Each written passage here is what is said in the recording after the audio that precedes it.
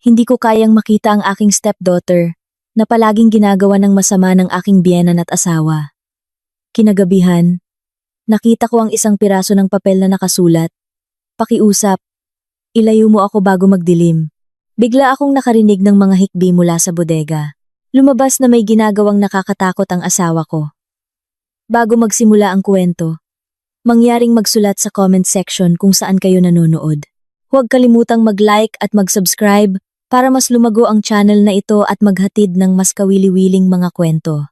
Ang buhay ko ay parang isang perpektong painting na madalas pinapangarap ng maraming babae sa labas. Nakatira ako sa isang marangyang, 3 palapag na bahay na may malalaking puting haligi sa harap at malawak na hardin na alagang-alaga ng hardinero tuwing umaga. Sa garahe ay nakaparada ang 2 bagong modelo ng mamahaling kotse. Ang mga damit na suot ko ay puro branded at ang mga pagkain sa mesa ay laging sagana. Para sa mga dayuhan na nakikita lamang mula sa likod ng matataas na bakod na bakal ng bahay na ito, ako ay isang reyna na nabubuhay sa isang engkanto. Ngunit ang katotohanan ay hindi ganoon kaganda. Ang kasal ko kay Kuya Bram ay hindi isang kasal na batay sa matinding pagmamahalan. Nagpakasal ako dahil sa arranged marriage, o mas tama, ipinagkaloob ako ng aking mga magulang. Naaalala ko pa ng malinaw kung paano dumating si tatay at nanay sa aking maliit na silid sa aming simpleng bahay. May dala silang tumpok ng mga litrato ng mamahaling bahay at kotse na may nagliliwanag na mga mata puno ng ambisyon. Sinabi nila na si Kuya Bram ay isang mayaman at napakamapagbigay na biyudo. Sinabi nila, ito ang tanging gintong tiket para sa aming pamilya upang makaahon mula sa kahirapan. Ang aking mga magulang ay tinukso ng pangako ng isang masaganang buhay, isang tahimik na pagtanda, at lahat ng luho na hindi namin kailanman pinangarap. Dahil sa aking paggalang bilang isang anak, na ayaw makita ang kanyang mga magulang na patuloy na naghihirap. Sa huli ay yumukod ako at tinanggap ang panliligaw. Ipinikit ko ang aking mga mata sa aking sariling damdamin at pumasok sa maringal na bahay na ito. Sa loob ng bahay na ito, bukod kay Kuya Bram, may 2 pang tao na bahagi ng aking pang-araw-araw na buhay. Ang una ay si Ginang Widya, ang aking biyenan. Siya ay isang babae na nasa gitnang edad na laging eleganteng magbihis. May suot na kapansine-pansing gintong alahas at nakaupo sa wheelchair dahil umano'y may sakit sa ugat sa kanyang binti. Ang pangalawa ay si Lara, ang aking stepdaughter na 9 na taong gulang pa lamang. Si Lara ay anak ni Kuya Bram sa una niyang kasal. Sa simula akala ko, ang aking tungkulin sa bahay na ito ay maging isang masunuring asawa at isang mabait na madrasta kay Lara. Ngunit, habang lumilipas ang panahon, nagsimula akong maramdaman na may isang napakalamig at kakaibang yelo sa likod ng mararangyang pader na ito. Ang abnormalidad na iyon ay nakasentro sa kung paano trinato ni na Kuya Bram at Ginang Widya si Lara.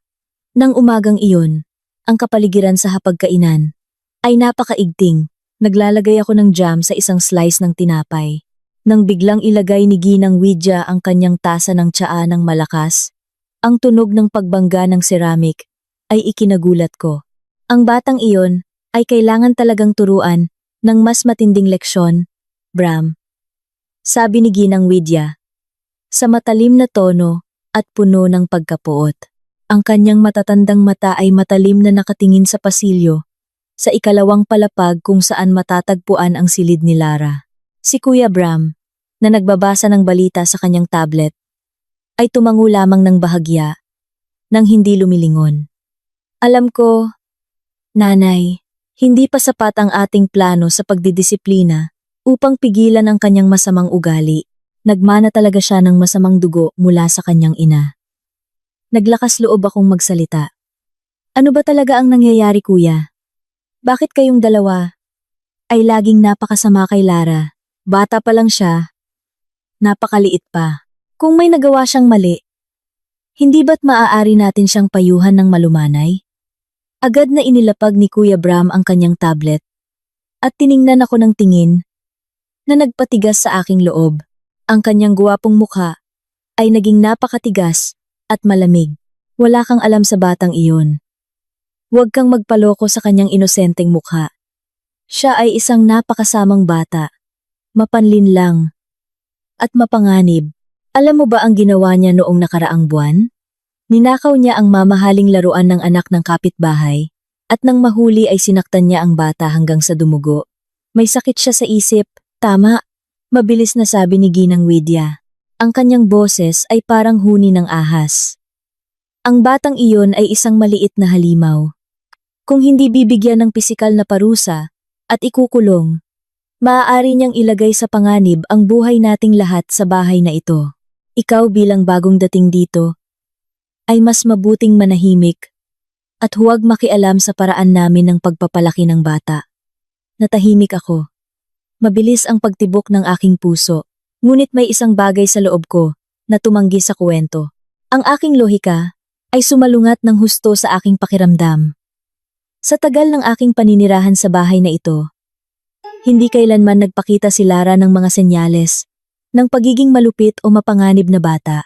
Sa halip, ang batang babae ay napakatahimik, mahiyain, at laging nakayuko ang ulo tuwing nakakasalubong niya ang mga matatanda. Minsan, nang umiiyak ako sa kusina, dahil namimiss ko ang bahay ng aking mga magulang, si Lara ay lumapit, nang palihim at binigyan ako ng tissue, nang hindi nagsasalita ng anuman. Hinimas niya ang aking braso gamit ang kanyang maliit at magaspang na kamay, nagbibigay ng isang taos-pusong aliw na hindi ko nakuha mula sa aking sariling asawa. Hindi maaaring ang bata, na may mga matang puno ng takot at malambot ay kayang manakit ng tao hanggang sa dumugo. Sa halip, madalas kong nakikita ang mga pasa sa braso at binti ni Lara na laging tinatago sa likod ng kanyang mahabang manggas na damit. Ang aking pagdududa ay umabot sa sukdulan ng gabing iyon. Ang langit sa labas ng bintana ay nagsimula ng magbago ng kulay tungo sa madilim na orange. Hudyat na malapit nang magpalit ang takip silim tungo sa gabi. Inayos ko ang kama sa aking silid nang maramdaman ng aking kamay ang isang bagay na kakaiba sa ilalim ng unan. Inangat ko ang unan at nakita ang isang maliit na lukot na papel. Nang nanginginig ang mga kamay, binuksan ko ang papel. Agad na lumaki ang aking mga mata. Sa papel ay may isang magaspang na larawan na ginawa gamit ang itim na Crayola. Ang larawan ay nagpapakita ng isang malaking halimaw na may matutulis na ngipin, na may hawak na tungkod, kahit na ang larawan ay napakagulo. Parang drawing ng bata, nakilala ko ang mga katangian ng buhok at salamin ng halimaw. Iyon ay larawan ni Kuya Bram. At sa ilalim ng larawan ay may sulat kamay na nanginginig at hindi maayos. Pakiusap, ilayo mo ako bago magdilim o mamamatay ako. Huminga ako ng malalim. Pakiramdam ko ay nasasakal ako. Ang hangin sa loob ng malawak na silid ay biglang naging napakasikip. Ang pangungusap na iyon ay hindi lamang isang pagguhit ng bata. Ito ay isang desperadong hiyaw para sa tulong. Ang papel na ito ay patunay na tama ang aking kutob sa lahat ng oras. Ang aking asawa at biyanan ay nagpaplano o gumagawa ng isang bagay na napakasama sa isang walang laban na bata. Napakabilis ng pag-ikot ng aking isip. Ano ang dapat kong gawin? Kung direkta akong magtatanong kay Kuya Bram, siguradong magagalit siya ng husto at posibleng kumpiskahin ang papel na ito at parusahan si Lara ng mas matindi. Hindi ko kayang umasa sa sinuman sa bahay na ito. Ang mga kasambahay ay pinauwi na ni Ginang Widya. Nang hapon na iyon sa dahilan na gusto niyang magpahinga ng tahimik. Ang bahay na ito ay talagang bakante at nakahiwalay sa labas ng mundo. Kailangan kong alamin kung ano talaga ang nangyayari. Pagkatapos lumubog ang araw, kailangan kong makita ng sarili kong mga mata. Nang gabing iyon, pagkatapos ng tahimik at awkward na hapunan, nagpasya akong gumawa ng isang mapanganib na pag-iingat. Pumasok ako sa kusina para gumawa ng paboritong kape ni Kuya Bram. Nang nanginginig ang mga kamay, kumuha ako ng 2 matataas na dosis ng pampatulog mula sa emergency medicine kit. Dinurog ko ang gamot gamit ang likod ng kutsara hanggang sa maging pinong pulbos. Pagkatapos ay ibinuhos ito sa tasa ng kape ni Kuya Bram. Hinalo ko ito ng dahan-dahan hanggang sa ganap na matunaw ang pulbos. Mabilis ang pagtibok ng aking puso na parang sasabog sa aking dibdib. Batid kong napakadelikado ng ginagawa ko. Ngunit wala akong ibang pagpipilian. Kailangan kong matulog si Kuya Bram upang masuri ko ang buong bahay nang hindi nahuhuli. Ibinigay ko ang kape sa kanyang opisina. Tinanggap niya ito nang walang pagdududa at ininom habang nakatitig sa screen ng kanyang computer. Nang matiyak kong naubos niya ang kalahati ng tasa, nagpaalam ako na matulog ng mas maaga sa dahilan na sumasakit ang aking ulo. Pumasok ako sa aking silid, pinatay ang ilaw, at humiga sa ilalim ng kumot. Nakatitig ako nang diretso sa madilim na kisame ng silid. Ang oras ay tila gumagalaw ng napakabagal, gumagapang bawat segundo. Binibilang ko ang bawat paghinga ko upang manatiling gising. Pinatalas ko ang aking pandinig. Sinusubukang marinig ang bawat maliit na tunog mula sa labas ng silid. Mga 2 oras pagkaraan, 11:00 na ng gabi. Ang bahay ay ganap ng tahimik. Dahan-dahan kong inangat ang kumot at bumaba sa kama. Hindi ako nagsindi ng ilaw. Sa mga hakbang na palihim at maingat, upang hindi umingit ang sahig na kahoy, naglakad ako patungo sa pintuan ng silid. Kinapa ko ang aking pajama upang matiyak na naroon ang aking telepono. Huminga ako ng malalim, dahan-dahang pinihit ang seradura ng pinto at lumabas patungo sa madilim na pasilyo. Ngayong gabi ay patutunayan ko kung anong sikreto ang tinatago ng pamilyang ito. Ang pasilyo sa ikalawang palapag ay napakalamig at nakakatakot. Ang liwanag ng buwan na tumatagos sa malalaking salamin na bintana ay nagbigay lamang ng malabong ilaw, lumilikha ng mahahaba at nakakatakot na anino sa dingding. Naglakad ako sa pasilyo, patungo sa silid ni Lara. Bahagyang nakabukas ang pinto. Sumilip ako sa loob at agad na nanlamig ang aking dugo. Bakante ang kama ng bata. Magulo ang kumot, ngunit walang senyales ng presensya ni Lara doon. Nagsimulang gumapang ang takot mula sa aking tiyan, patungo sa aking lalamunan. Saan nagpunta si Lara ng gabing ito? Ninakaw ba siya o mas masahol pa? Nagkatotoo ba ang nakasulat sa papel na iyon? Bigla kong narinig ang isang napakahinang tunog mula sa ibabang palapag. Hindi iyon tunog ng telebisyon o tunog ng ordinaryong yapak. Iyon ay tunog ng pigil na pag-iyak, na sinundan ng tunog ng pagtilamsik ng tubig at pagbangga ng matigas na bagay. Ang tunog na iyon ay nagmumula sa maruming kusina na nakakabit sa bodega sa pinakalikod ng bahay na ito. Agad akong bumaba ng hagdan nang pigil ang hininga. Mahigpit kong kinapitan ang hawakan ng hagdanan hanggang sa pumuti ang aking mga buko ng daliri. Pakiramdam ko ay lumalakad ako papasok sa pugad ng isang halimaw. Ang bawat hakbang na ginagawa ko ay napakabigat, na parang may libu-libong kilo ng pasanin, na nakatali sa aking mga binti. Nagsimulang lumabas ang matapang na amoy ng kemikal na panlinis ng sahig at pampaputi ng damit habang papalapit ako sa lugar ng bodega. Hindi nakasara. Nang mahigpit ang pinto ng bodega, may isang siwang na lapad ng 2 daliri na naglalabas ng maputlang dilaw na ilaw mula sa loob. Idinikit ko ang aking likod sa dingding. Inayos ang aking humihingal na paghinga. Pagkatapos ay dahan-dahang inilapit ang aking mukha sa siwang ng pinto. Sumilip ako sa loob. Ang tanawin na nakita ko ay nagpaguho ng buong mundo ko sa loob lamang ng ilang segundo. Sa gitna ng mamasa-masa at maruming bodega, nakaluhod si Lara sa malamig na sementadong sahig. Ang kanyang payat na katawan ay balot lamang ng isang lumang, malaking t-shirt. Nanginginig ng husto ang bata. Ang kanyang maliliit na kamay ay pinipilit na humawak ng wire na brush panlinis ng sahig, nagkukuskos ng kalawang sa sahig, habang ang kanyang mga kamay ay mukhang napakapula at napapaso dahil sa matapang na kemikal na panlinis. At ang nagpapanatili sa aking katinuan ay halos mawala ay ang makita kung sino ang nakatayo sa itaas ng bata. Si Kuya Bram, ang aking asawa, na akala ko ay mahimbing na natutulog dahil sa gamot na ibinigay ko, ay nakatayo ng tuwid doon na may napakasariwang mukha. Lumalabas na hindi niya inubos ang kape. O kaya ay immune ang kanyang katawan sa gamot na iyon. Sa kanyang tabi, si Ginang Widya, na hanggang ngayon ay nagsasabing paralisado at laging nakaupo sa wheelchair, ay nakatayo na ngayon. Nang tuwid gamit ang kanyang sariling mga binti, may hawak na mahabang ratan sa kanyang kamay. Linisin mo ng mabuti, walang kwentang bata. Sigaw ni Ginang Widya habang ipinupukpok ang ratan sa likod ni Lara.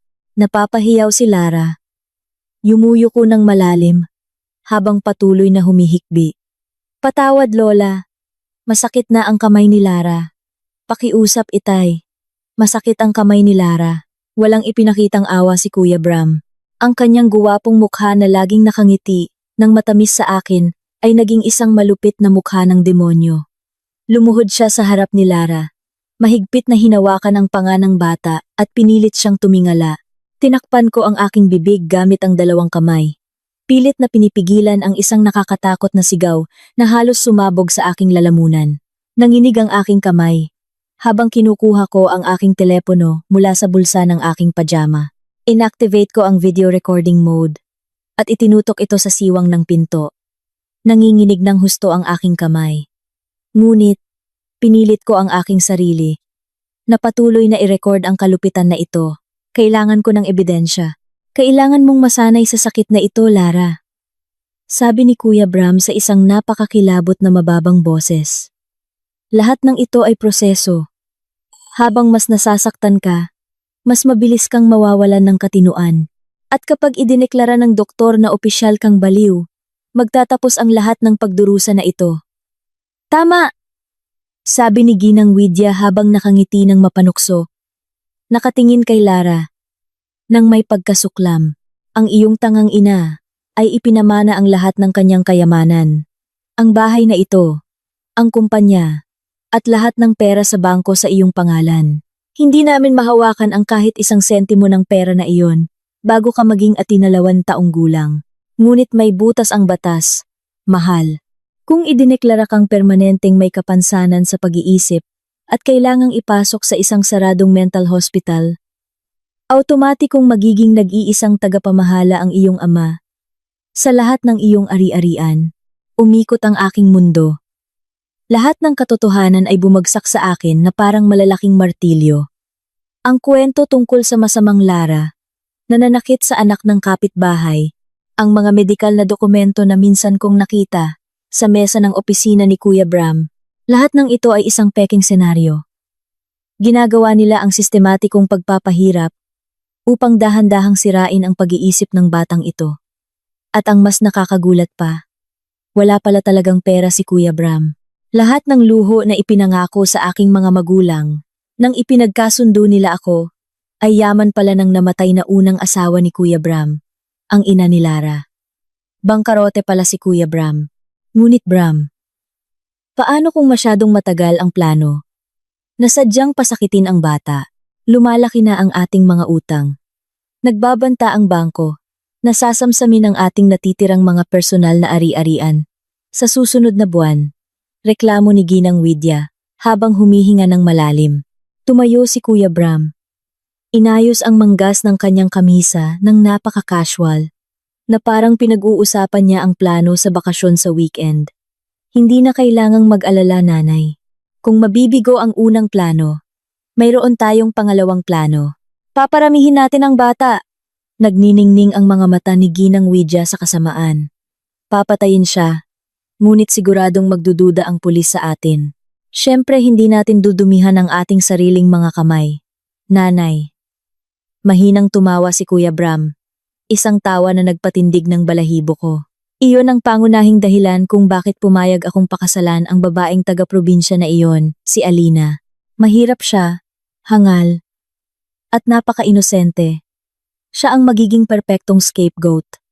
Kailangan lang nating ayusin ang senaryo na pinatay ni Alina si Lara dahil sa depresyon at selos sa aking atensyon. Ang lahat ng ebidensya ay ituturo sa kanya. Aarestuhin siya ng pulis. Mabubulok siya sa bilangguan at makukuha ko ang pagproseso ng life insurance ni Lara at lahat ng mana bilang isang nagdadalamhating ama. Nang hina ang aking mga binti, kumirot ng husto ang aking tiyan. Isang matinding pagduduwal ang sumakit sa akin. Ang aking sariling asawa, Ang lalaking natutulog sa tabi ko tuwing gabi ay sadyang binili ako mula sa aking mga magulang upang gawin lamang akong suspek sa pagpatay. Ang buong buhay ko, ang aking kinabukasan, ay binalak na sirain.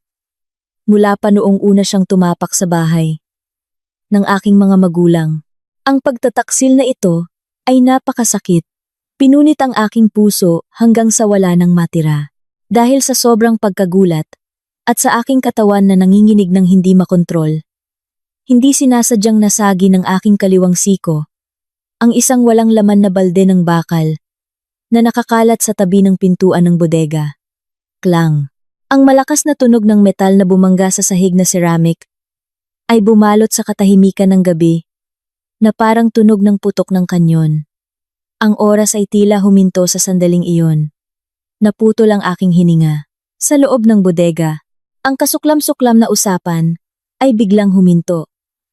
Ang katahimikan na sumunod sa tunog ng balde ay mas nakakatakot kaysa sa tunog ng hampas ng patpat.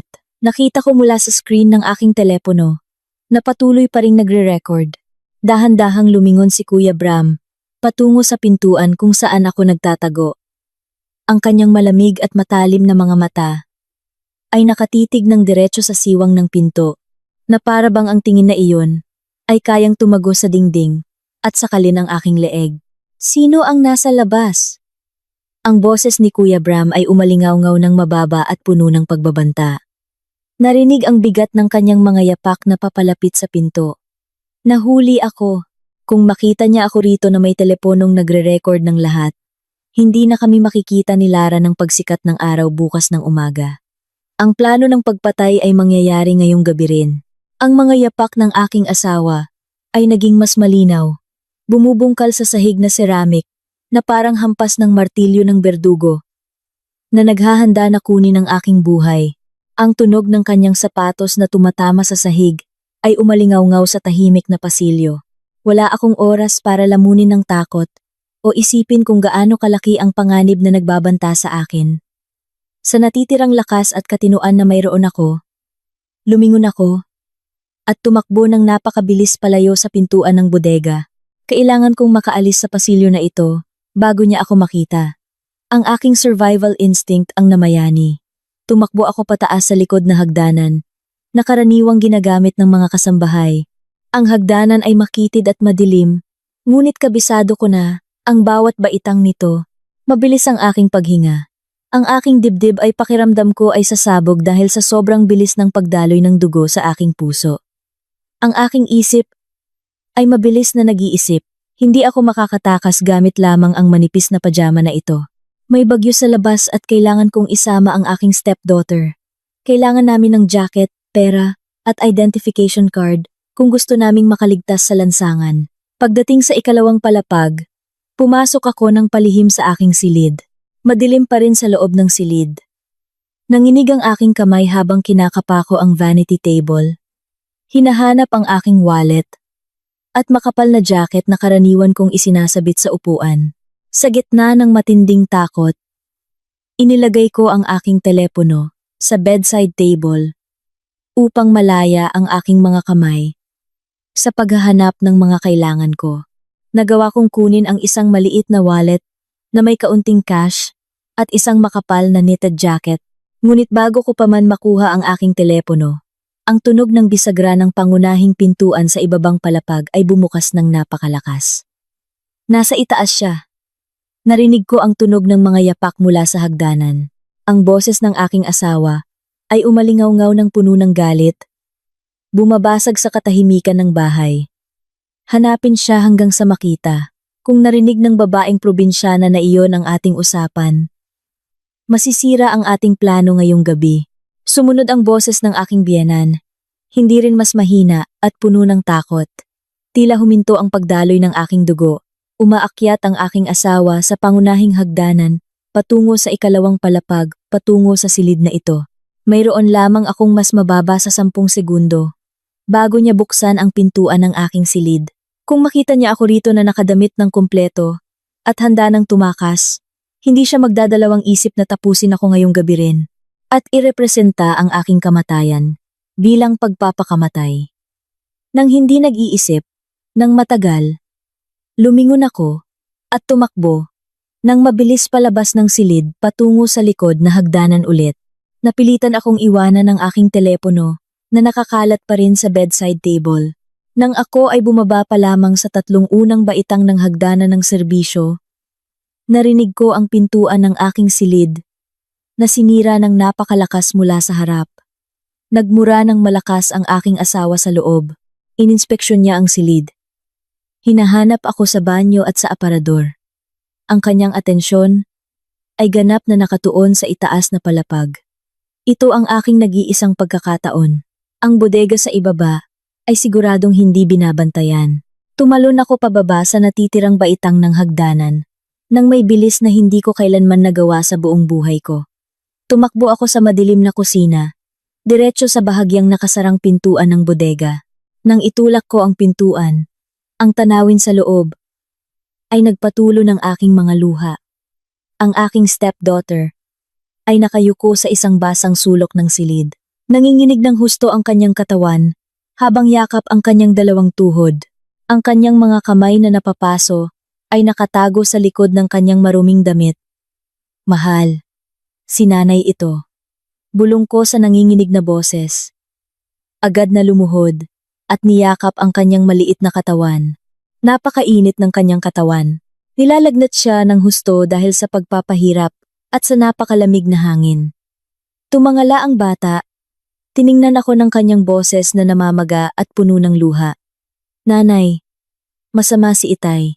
Sinaktan ako ni Lola. Reklamo niya sa isang napakahinang boses, halos parang bulong ng hangin. Alam ko, mahal, nakita ko na ang lahat. Ngayon, kailangan nating umalis dito. Kailangan mong maging matibay. Kailangan nating tumakbo ng mabilis hanggat maaari. Naiintindihan? Sabi ko habang isinusuot ang knitted jacket na dala ko sa kanyang payat na katawan.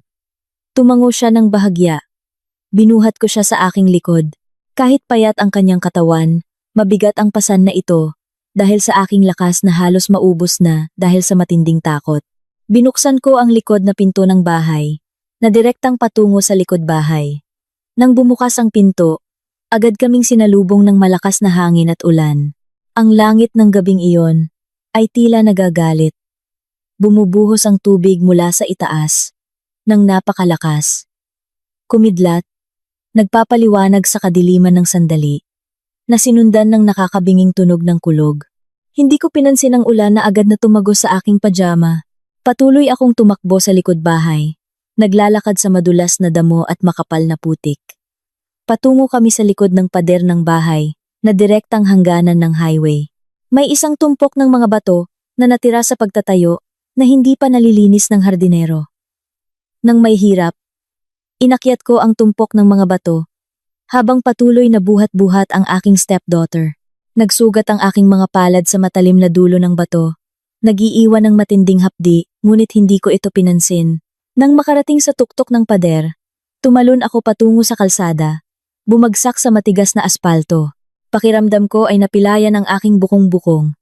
Ngunit pinilit ko ang aking sarili na bumangon at patuloy na tumakbo. Tumakbo kami ng walang direksyon sa ilalim ng buhos ng ulan. Napakatahimik ng kalsada, walang dumaraang sasakyan sa alas. Dos ng madaling araw, sa ganitong masamang panahon, matapos tumakbo ng malayo hanggat maaari hanggang sa pakiramdam ko, ay nasusunog ang aking baga, nakita ko ang isang lumang gusali ng ruko na inuupahan at walang laman. Malalim ang terasa nito upang maprotektahan kami mula sa tilamsik ng ulan. Dinala ko ang aking stepdaughter sa pinakamadilim na sulok ng terasa ng ruko, pinaupo siya sa maalikabok na sahig na ceramic. Ligtas tayo rito pansamantala. Bulong ko habang inaayos ang aking humihingal na paghinga. Nanginginig ng husto ang aking katawan. Malamig ang aking mga labi.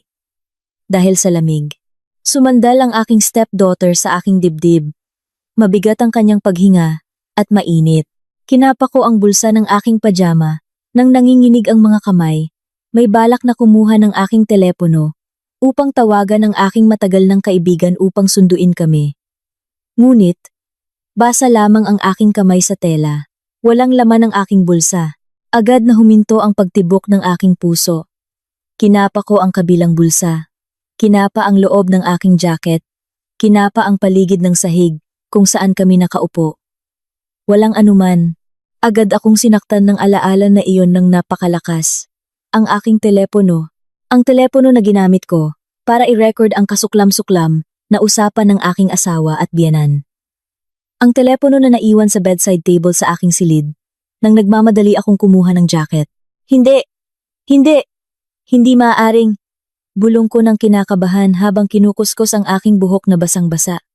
Agad akong binalot ng pagkadismaya na mas maitim pa sa kadiliman ng gabi kung wala ang telepono na iyon. Wala akong anumang ebidensya. Ang video recording sa telepono na iyon, ang aking tanging sandata laban sa kanilang mga kasinungalingan. Kung pupunta ako sa istasyon ng pulis bukas ng umaga, nang walang anumang dala, ang aking asawa na may pera, impluwensya, at peking medikal na dokumento, ay madaling baliktarin ang katotohanan. Ipaaalam niya ako, bilang isang asawa, na nawalan ng katinuan at dinukot ang kanyang anak. Sa pinakamasamang senaryo, maaari niyang ipatupad ang kanyang pangalawang plano ngayong gabi rin. Akusahan ako ng pagnanakaw ng mga mahahalagang bagay at pananakit sa kanyang anak, pagkatapos ay gawin akong isang pugante. Tiningnan ko ang mukha ng aking stepdaughter na nakapikit, nagpipigil ng sakit. Hindi ko maaaring hayaan na magtagumpay ang kanilang masamang plano. Ayaw kong mabulok sa bilangguan dahil sa krimen na hindi ko kailanman nagawa.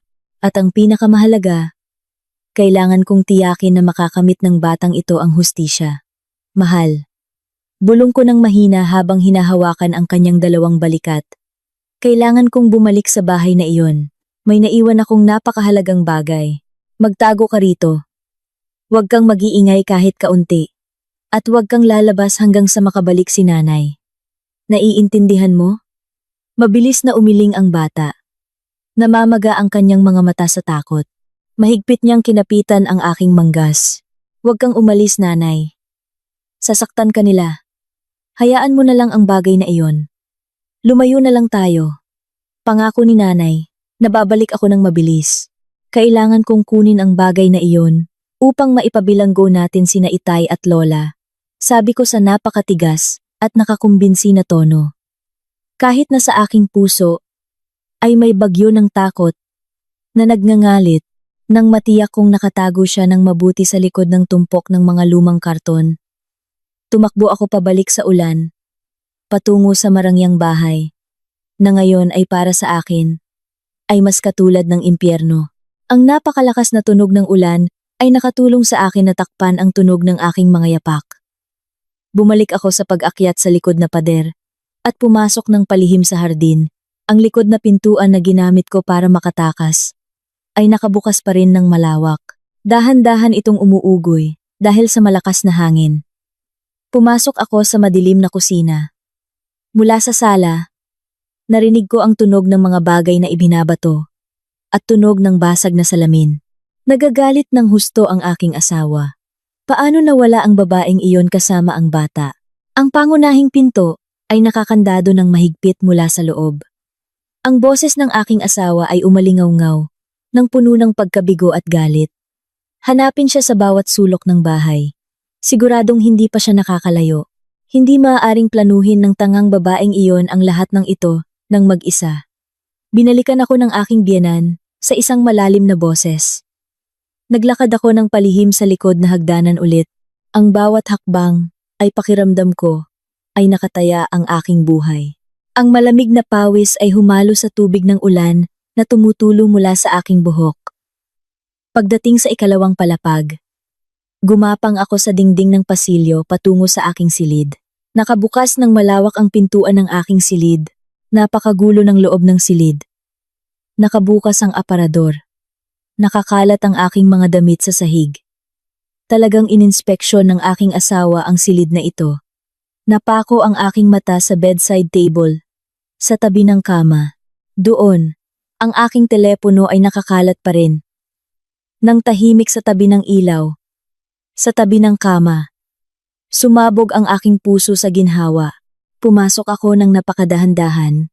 Iniiwasan ang yapak sa basag na frame ng larawan na nakakalat sa sahig. Lumabas ang aking kamay. Kinuha ang telepono at mahigpit itong inilagay sa loob ng bulsa ng aking pajama. Ngunit nang ako ay lilingon upang lumabas, narinig ko ang tunog ng mga gulong ng kahoy na upuan na papalapit mula sa pasilyo. Sinusuri ng aking biyenan ang mga silid sa ikalawang palapag. Palapit ng palapit ang kanyang mga yapak sa aking pintuan. Walang oras upang tumakbo sa pasilyo.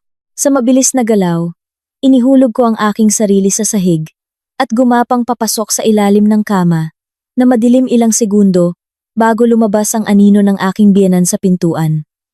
Pinigil ko ang aking hininga. Ang alikabok sa ilalim ng kama ay nagpakati sa aking ilong. Ngunit kinagat ko ng mahigpit ang aking labi hanggang sa maramdaman ko ang lasa ng dugo. Pumasok ang aking biyenan sa silid. Nakita ko ang kanyang kulubot na mga paa na nakatayo mismo sa tabi ng kama. Napakabilis ng pagtibok ng aking puso laban sa aking tadyang, kaya't natatakot ako na marinig niya ito. Babaeng malas. Bulong ng aking biyenan sa mahinang boses. Kapag nakita natin siya, ako mismo ang babali ng kanyang mga binti bago natin siya ibigay sa pulis. Natahimik sandali ang aking biyenan sa loob ng silid. Pagkatapos ay naglakad siya patungo sa banyo upang tingnan kung nakatago ako doon. Nang mawala siya sa likod ng pinto ng banyo, agad akong gumapang palabas mula sa ilalim ng kama. Nang hindi nag-aksaya ng isang segundo, tumakbo ako palabas ng silid ng walang ingay. Bumaba sa likod na hagdanan at tumakas sa pintuan ng kusina. Tumakbo ako ng mabilis sa ulan pabalik sa ruko kung saan nagtatago ang aking stepdaughter. Ligtas na ang telepono sa aking kamay. Ang aking sandata ay nagbalik. Ang sinag ng araw sa umaga na tumagos sa mga gray na ulap ay hindi nagbigay ng init. Ang hangin sa umaga ay napakalamig. Nakaupo kami sa sulok ng ruko na malamig. Basa pa rin ang aming mga damit na nakakapit sa aming balat.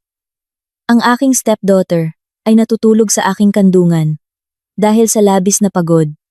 Mabigat pa rin ang kanyang paghinga, ngunit kahit papaano ay bahagyang bumaba na ang kanyang temperatura. Hindi ako natulog kahit isang segundo sa buong gabi. Patuloy akong nagbantay sa highway. Handa akong biglang lumabas ang kotse ng aking asawa. Nang magsimulang maging sapat ang liwanag at ilang nagtitinda ng pagkain sa lansangan, ay nagsimula ng magbukas ng kanilang mga tindahan sa malayo. Inilabas ko ang aking telepono. Nabahagyang basag ang screen sa dulo, ngunit sa kabutihang palad ay gumagana pa rin. 15% na lang ang baterya. Agad kong hinanap ang isang contact number na matagal ko nang hindi tinatawagan. Siya ang aking matagal ng kaibigan mula sa kolehiyo. Isang matalino at independenteng babae na dati ay matindi ang pagtutol sa aking desisyon na tanggapin ang arranged marriage na ito. Pinagbawalan ako ng aking asawa na makipag-ugnayan sa kanya. Dahil inakala niya na ang aking kaibigan ay nagdadala ng masamang impluwensya na maaaring maging dahilan upang ako ay maging rebelding. Ngunit ngayon, siya ang tanging tao sa mundo na maaari kong pagtiwalaan. Hello! Ang malalim na boses ng isang bagong gising na tao ay narinig mula sa kabilang linya. Tulungan mo ako. Bulong ko sa nanginginig at malalim na boses. Ang mga luha na matagal nang pumipigil ay dahan-dahang tumulo. Gusto nila akong patayin. Pakiusap. Sunduin mo ako ngayon. Wala na akong ibang kasama. Hindi nagtanong ng marami ang aking kaibigan. Nang marinig niya ang tono ng desperasyon sa aking boses, agad siyang humingi ng aking kasalukuyang lokasyon. Wala pang 20 minuto. Isang pilak na sedan ang huminto sa harap ng ruko kung saan kami nagtatago. Bumaba nang nagmamadali ang aking kaibigan. Nang makita niya ang aking magulong kalagayan, ang aking mga damit na basa, at marumi sa putik, at ang aking namamagang bukong-bukong, agad niya akong niyakap ng mahigpit. Tinulungan niya akong buhatin ang aking stepdaughter, papasok sa kanyang mainit na sasakyan. Hindi tayo maaaring pumunta sa aking apartment. Sabi ko habang papalayo ang sasakyan sa residential complex ng aking asawa. May pera at maraming koneksyon ng aking asawa. Siguradong masusubaybayan niya ako doon. Nagbabalak siyang gumawa ng senaryo upang akusahan ako ng pagdukot sa kanyang anak. Mahigpit na kinapitan ng aking kaibigan ang manibela ng sasakyan. Tense ang kanyang mukha. Kung gayon, Saan tayo pupunta? Sa istasyon ng pulis ngayon din. Mahina akong umiling. Kailangan ko ng isang taong nakakaintindi ng batas. May peking medikal na dokumento ang aking asawa mula sa isang bayarang doktor na nagsasabing may sakit sa pag-iisip ang aking stepdaughter. Kung direkta akong pupunta sa pulis, baka mas maniwala sila sa aking mayamang asawa at respetadong asawa kaysa sa isang asawang tumakas mula sa bahay na mukhang pulubi. Naalala ko ang isang bagay. May isang matandang abogado na dumalo sa aking kasal. Siya ay matagal ng kaibigan ng namatay na ina ng batang ito. Minsan niya akong binigyan ng kanyang calling card at bumulong na tawagan siya kung may kakaiba mangyari. Kinuha ko ang calling card na bahagyang basa mula sa aking wallet at binasa ang address ng law firm. Agad na tumango ang aking kaibigan at pinaikot ang sasakyan. Isang oras pagkaraan, dumating kami sa isang law firm na matatagpuan sa isang lumang, ngunit napakaayos na opisina. Sinalubong kami agad ng matandang abogado sa kanyang pribadong silid na soundproof. Siya ay isang lalaki na nasa gitnang edad na, ang buhok ay ganap ng puti. Matatag ang kanyang mukha at ang kanyang mga mata ay nagpapahayag ng kapayapaan at karunungan. Agad niyang inutusan ang kanyang assistant na magdala ng tuyong tuwalya, emergency na damit at mainit na tsaa para sa aming dalawa. Ang aking stepdaughter ay inihiga sa mahabang sofa sa sulok ng silid na may makapal na kumot. Pagkatapos ng kaunting pagpapahinahon at pagpapatuyo ng katawan, umupo ako sa harap ng mesa ng matandang abogado. Umupo ang aking kaibigan sa tabi ko. Mahigpit na hinawakan ang aking kamay upang magbigay suporta. Nang hindi nag-aatubili, inilagay ko ang aking telepono sa mesa at pinatugtog ang video recording na kinuha ko kagabi sa bodega. Ang tunog ng hagupit ng ratan. Ang mga sigaw ng sakit ng aking stepdaughter. At ang kasuklam-suklam na usapan sa pagitan ng aking asawa at biyenan ay bumalot sa silid na iyon. Unti-unting tumigas ang mukha ng matandang abogado. Mahigpit ang kanyang panga, namumula ang kanyang mga mata sa galit. Tinakpan ng aking kaibigan ang kanyang bibig, gamit ang dalawang kamay. Hindi makapaniwala sa kalupitan na pinapanood niya. Nang matapos ang recording, binalot ng napakalamig na katahimikan ang silid sa loob ng ilang sandali. Barbaro! Bulong ng matandang abogado sa isang mabigat na boses na pinipigilan ang galit na sasabog. Binuksan niya ang drawer ng kanyang mesa. Kinuha ang isang maliit na susi, pagkatapos ay binuksan ang isang bakal na kaha sa sulok ng silid. Kinuha niya ang isang tumpok ng makapal na dokumento na may pulang label at inilagay sa harap ko. Matagal na akong nagdududa, sabi ng matandang abogado, habang binubuksan ang unang pahina ng dokumento. Ang namatay na unang asawa ng iyong asawa ay kliyente ko. Siya ay isang nag-iisang tagapagmana ng isang napakalaking imperyo ng negosyo ng pamilya. Sa kasamaang palad, namatay siya sa isang napakahiwaga na aksidente sa trapiko. Ilang taon na ang nakalilipas. Ayon sa testamento na ginawa ko kasama niya, ang lahat ng yaman, ang marangyang bahay na inyong tinitirhan, ang kumpanya, at ang life insurance na nagkakahalaga ng 10 bilyong piso ay buong-buong napunta sa kanyang anak na babae. Nanlamig ako. Binabasa ang mga numero at pangalan na nakalista sa legal na dokumento. Ang iyong asawa, patuloy ng matandang abogado sa isang mapanukso na tono, ay isang trustee lamang. Binibigyan siya ng malaking buwanang allowance upang alagaan ang bata, ngunit wala siyang buong karapatan sa yaman na iyon hanggang sa maging 18 taong gulang ang bata. Sa kasamaang palad, ang pamumuhay ng iyong asawa at ng kanyang ina ay napakasaya. Naglalara sila sa ibang bansa, namumuhunan sa mga peking scheme, at naglalabas ng pera nang walang kontrol. Sa kasalukuyan, ang kumpanya ay nasa bingit ng ganap na pagkabangkarote, at ang iyong asawa ay may malaking personal na utang. Ang bangko ay naghahanda na kunin ang lahat ng ari-arian na hindi nakapangalan sa bata. Ang bawat salita na binibigkas ng matandang abogado ay bumubuo ng mga piraso ng puzzle sa aking ulo, sa isang napakalinaw at nakakatakot na larawan. Kaya bakit niya ako pinakasalan? Tanong ko sa nanginginig na boses. Ang aking pamilya ay hindi mayaman. Ang aking mga magulang ay ordinaryong tao lamang, sanayon na natukso ng kanyang matatamis na pangako. Ang matandang abogado ay tumingin sa akin nang may malalim na pakikiramay dahil kailangan niya ng isang piyesa na maaaring isakripisyo ayon sa batas. Kung ang nag-iisang tagapagmana ay namatay nang hindi natural, ang karapatan sa mana ay automatikong mapupunta sa kanyang natitirang tagapag-alaga. Iyon ay ang iyong asawa. Ngunit kung ang iyong asawa ang pumatay sa kanya, ang insurance at mana ay hindi maaaring makuha at ang ari-arian ay kukumpiskahin ng estado. Huminga siya ng malalim. Bago ipagpatuloy ang kanyang pinakamasakit na pangungusap, kailangan ng iyong asawa ng isang taong maaring akusahan ng pagpatay. Isang taong may motibo tulad ng selos o depresyon. Isang taong inosente, mula sa isang mahirap na pamilya, na hindi kayang umarkila ng mamahaling abogado upang ipagtanggol ang kanyang sarili sa korte. Ikaw ay pinili hindi upang maging asawa, kundi upang bilhin mula sa iyong mga magulang, upang parusahan, bilang kapalit ng iyong asawa. Huminto sandali ang aking mundo. Ang katotohanan ito ay tumama sa kaibuturan ng aking kaluluwa.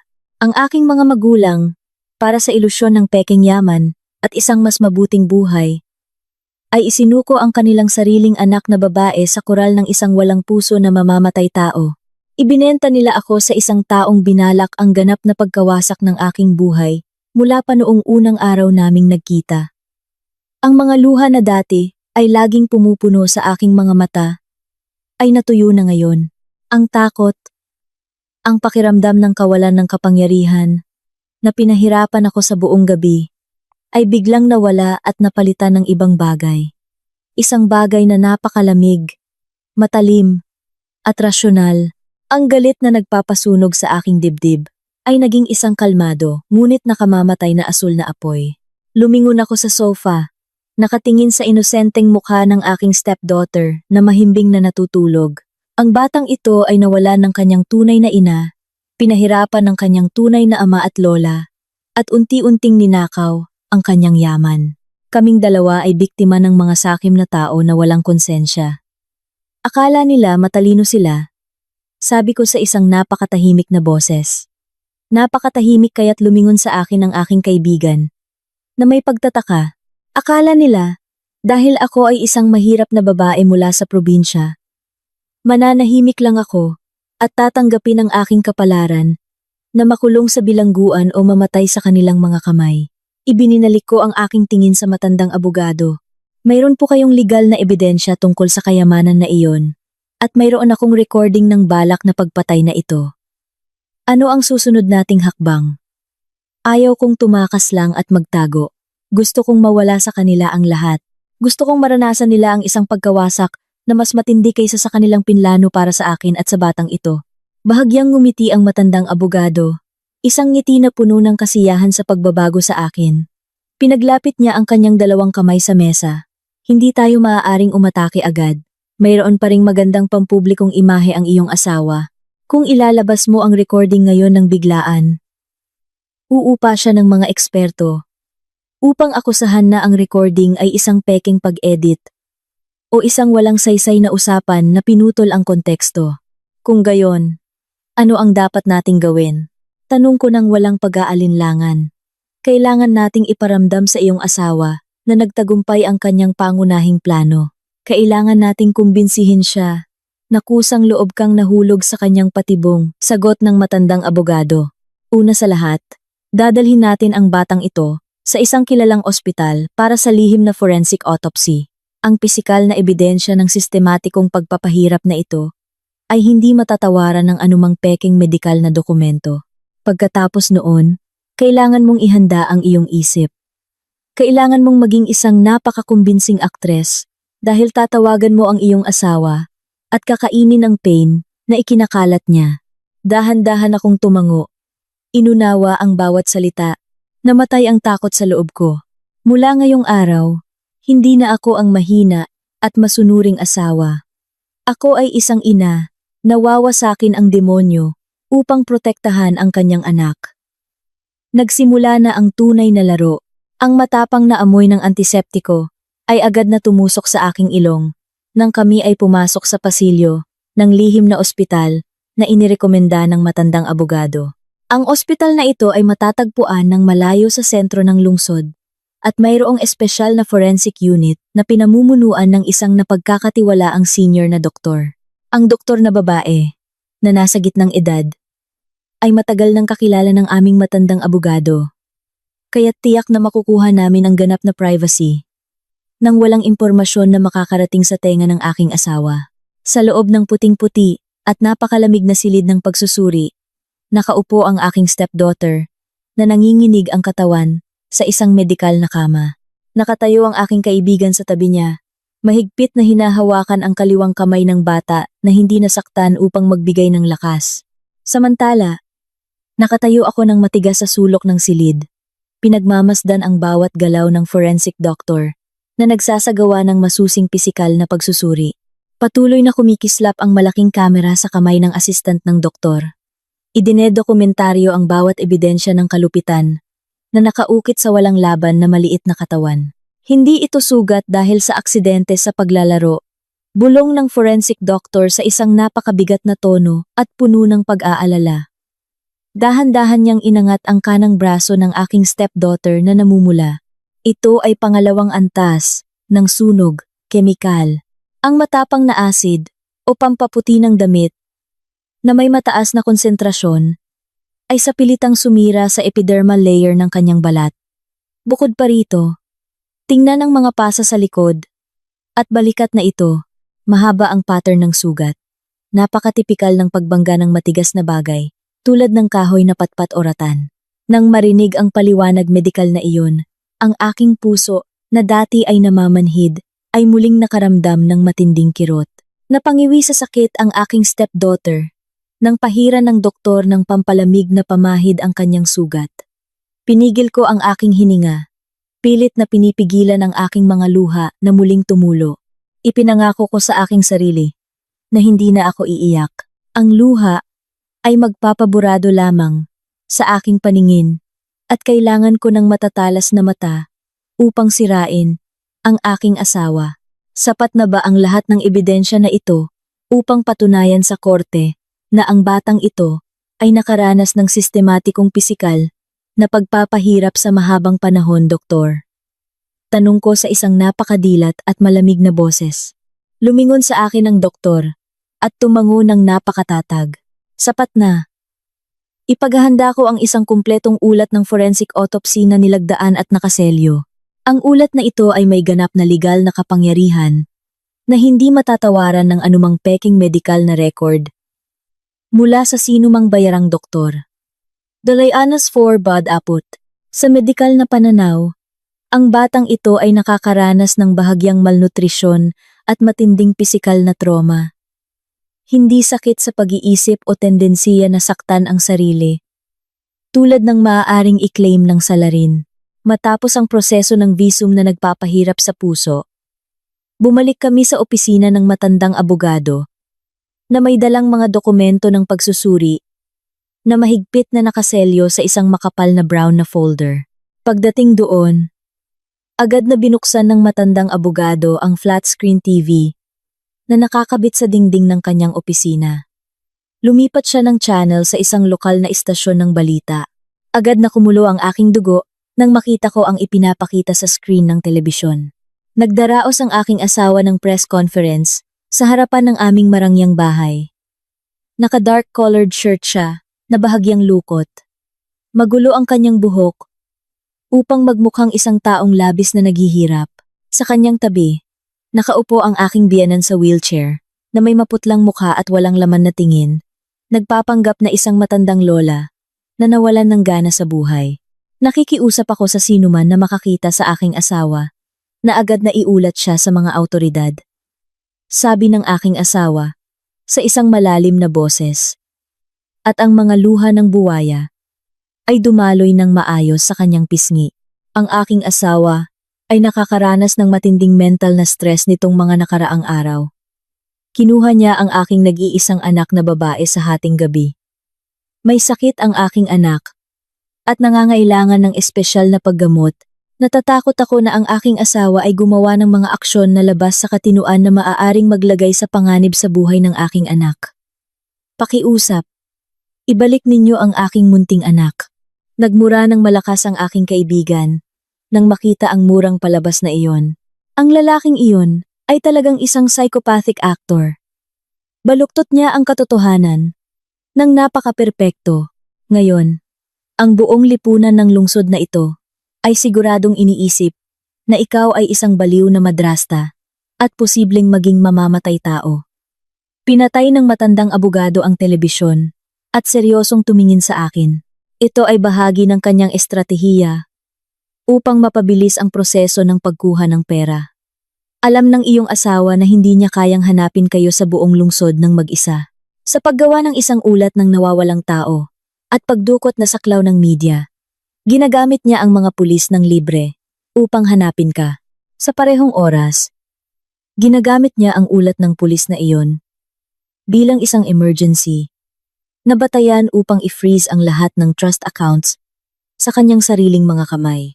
Plano niyang ubus-ubusin ang lahat ng yaman ng batang ito bago tayo makalaban. Gaano katagal ang kailangan niya upang pilit na makuha ang pera?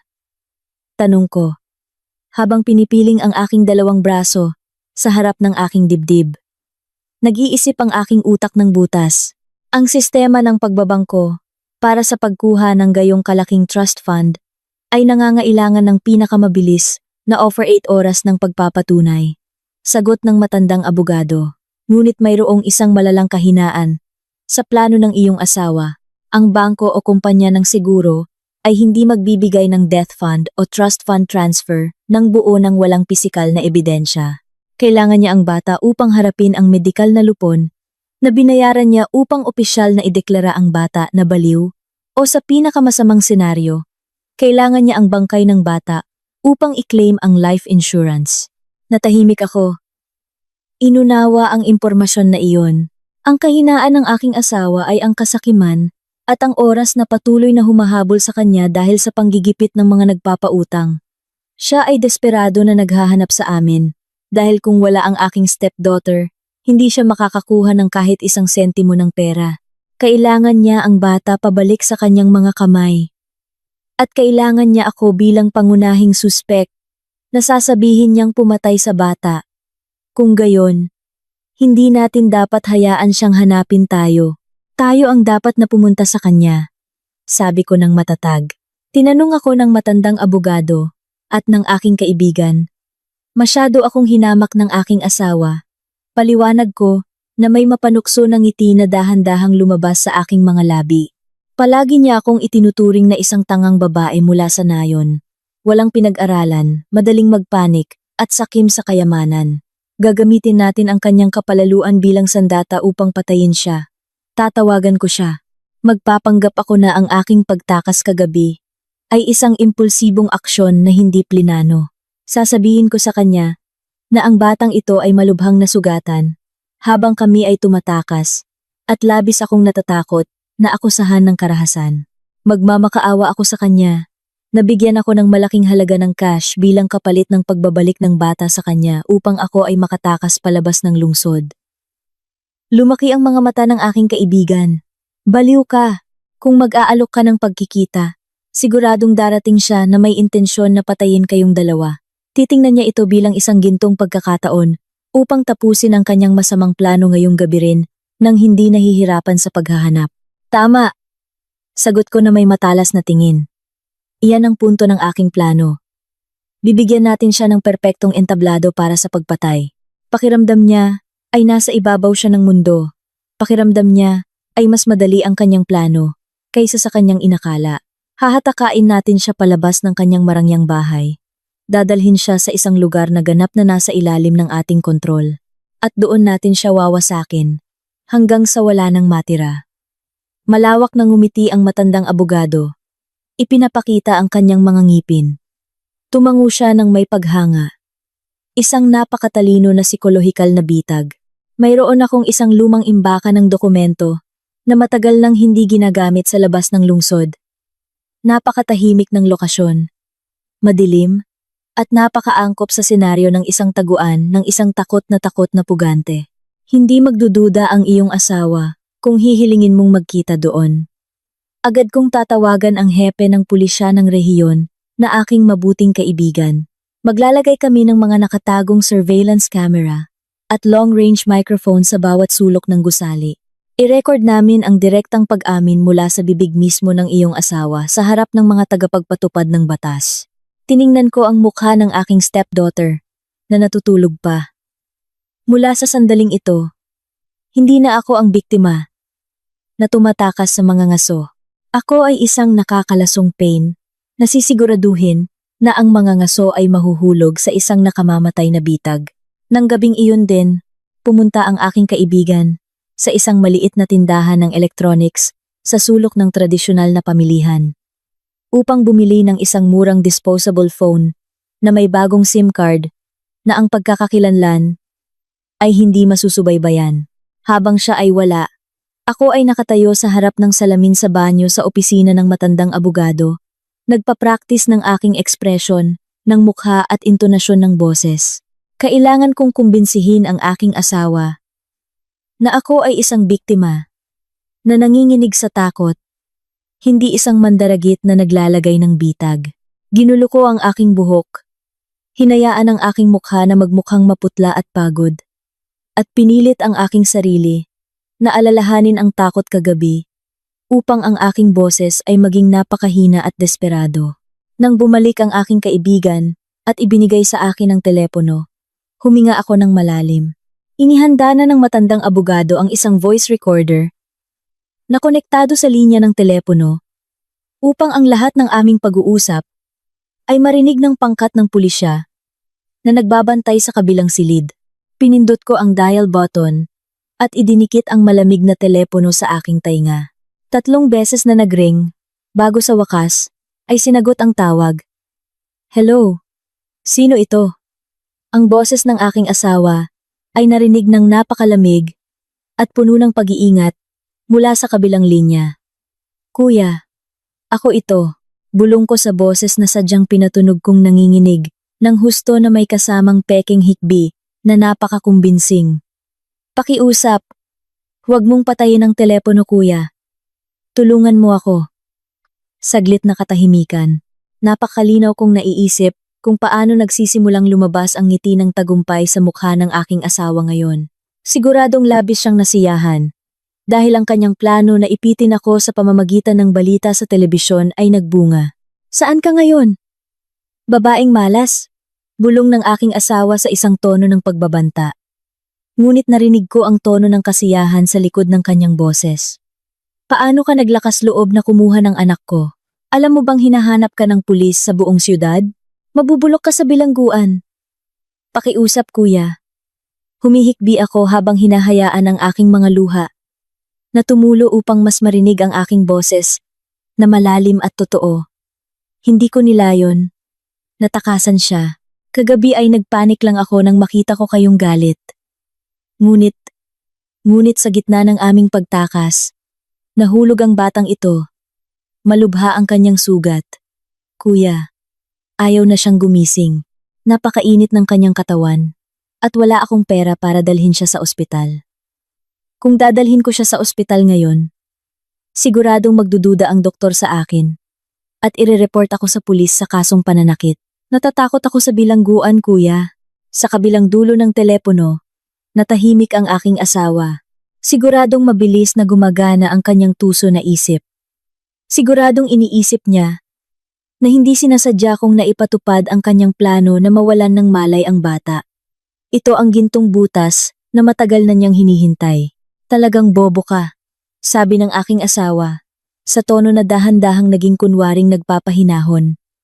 Isang taktika ng manipulasyon na dati ay laging nagtatagumpay sa paglinlang sa akin.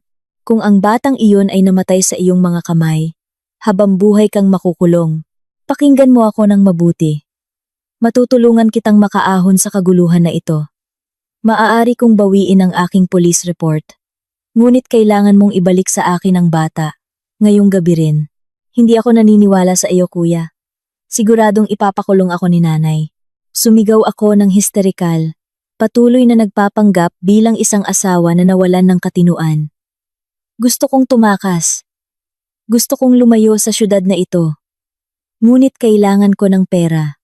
Marami kang pera, kuya. Bigyan mo ako ng guan 500,000 ngayong gabi rin. At ibibigay ko sa iyo ang batang ito, nang walang saksi. Pagkatapos nito, maglalaho ako ng habang buhay. At hindi na kailanman guguluhin ang inyong buhay. Kung tatanggihan mo, iiwan ko ang batang ito sa tabing kalsada at hahayaan ng pulis na makita siya. Ang alok na iyon ay isang napakasarap na pain para sa aking asawa. Ang giam 500,000 ay hindi isang malaking problema para sa kanya dahil alam niyang malapit na siyang makakuha ng 10-10 bilyong piso pagkatapos ng gabing ito. Higit pa rito, ang aking alok na ibigay ang bata sa isang liblib na lugar nang walang saksi ay isang perpektong senaryo para sa aking asawa upang ipatupad ang kanyang plano ng pagpatay at para sabay na alisin ako. Sige, sagot ng aking asawa sa isang mabigat na boses na tinatakpan ang kanyang balak na pagpatay. Dadalhin ko ang pera na hinihingi mo. Saan tayo magkikita? Sinabi ko ang address ng lumang imbakan ng dokumento na inihanda ng aming abogado. Ang bodega ay walang laman at malayo sa ingay. Pumunta ka ng mag-isa ngayong gabi. Huwag mong subukang magdala ng pulis o talagang sisigaw ako at hahayaan ng mga tao na makita ang kalagayan ng batang ito. Darating ako doon ng eksakto sa oras. Huwag kang gagawa ng anumang katangahan bago ako dumating, sabi ng aking asawa. Pagkatapos ay pinutol ang tawag ng unilateral.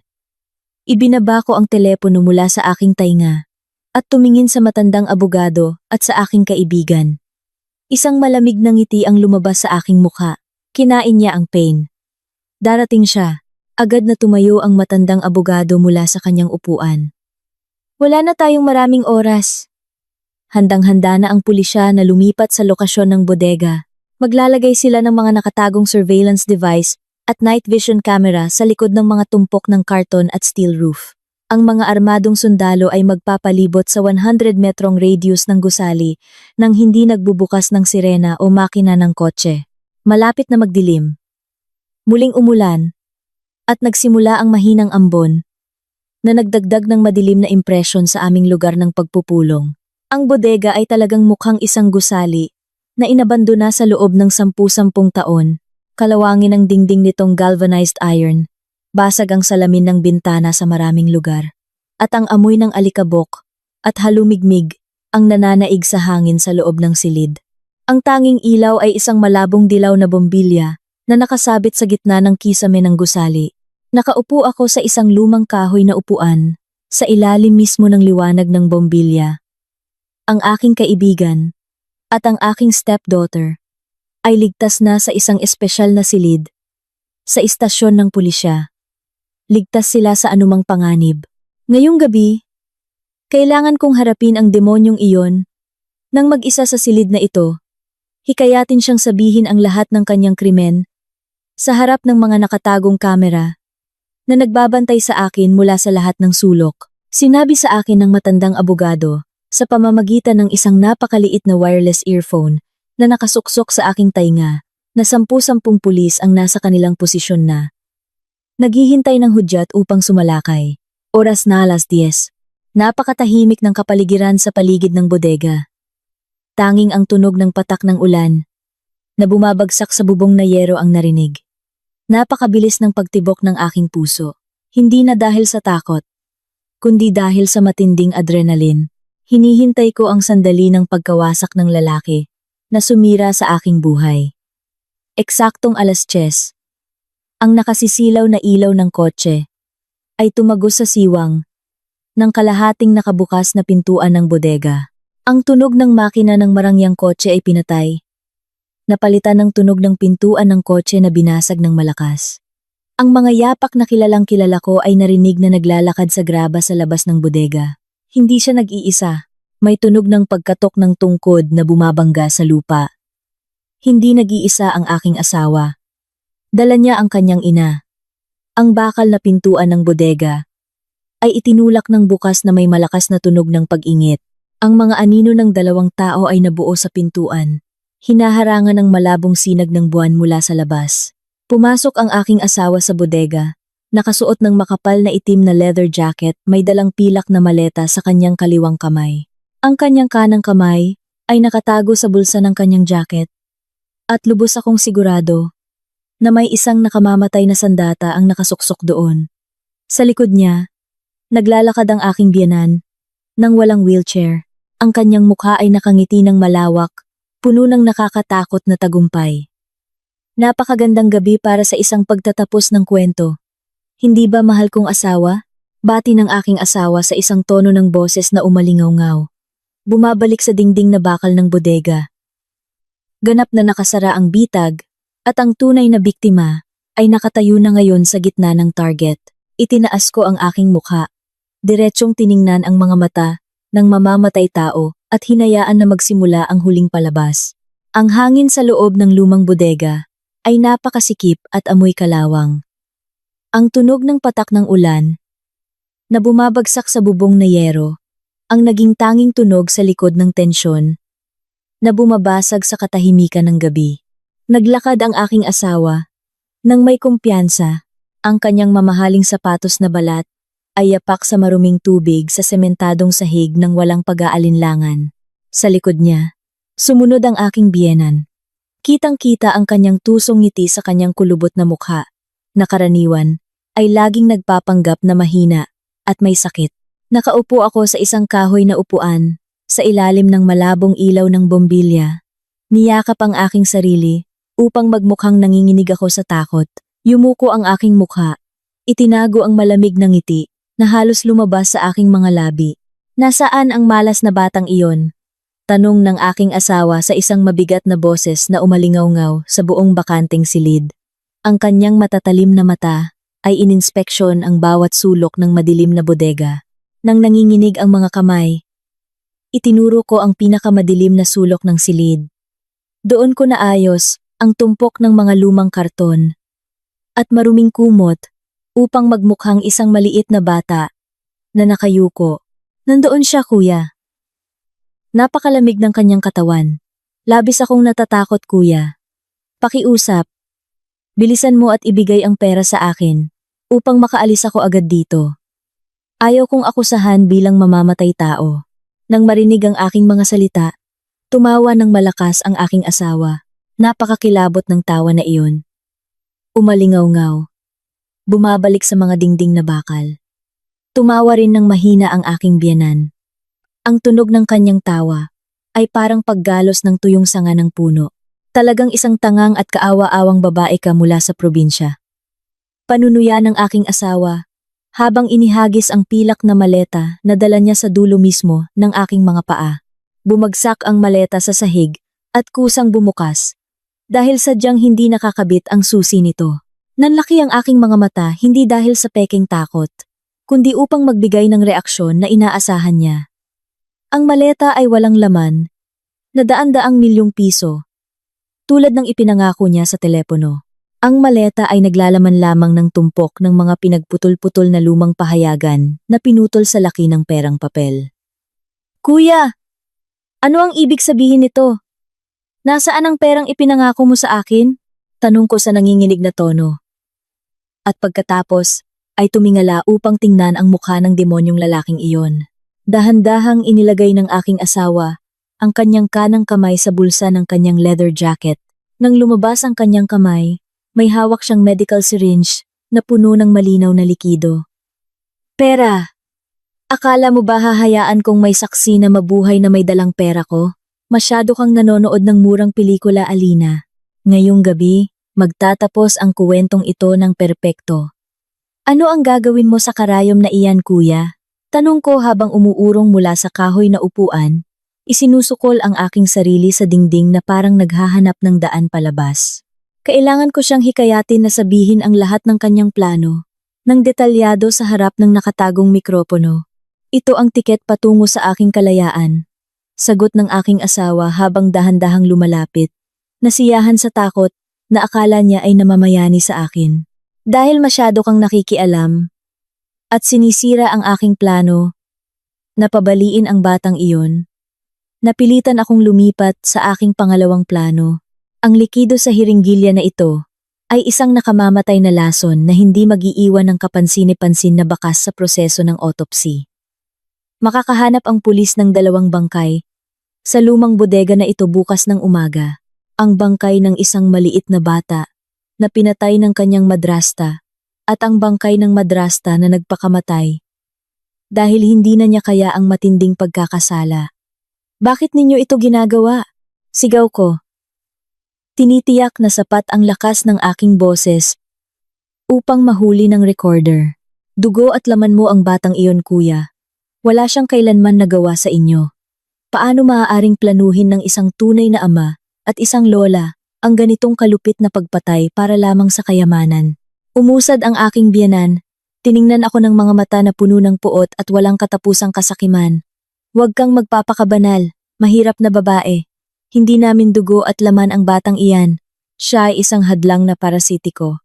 Ang kanyang mayabang na ina ay gumawa ng isang sumpa na testamento na pinigilan ang lahat ng kayamanan at kumpanya sa pangalan ng batang iyan.